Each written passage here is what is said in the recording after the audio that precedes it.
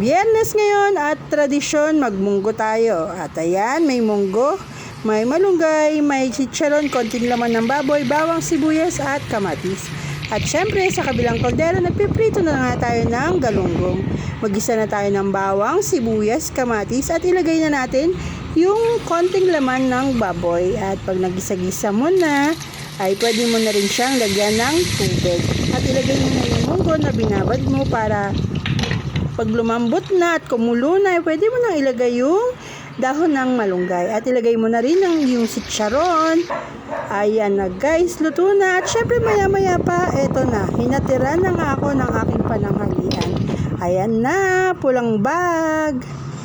At yan na guys ang aking pananghalian. Munggo at pritong galunggong. Napakasarap nito guys. At katatapos ko nga lang kumain ng pananghalian. At yan lang guys.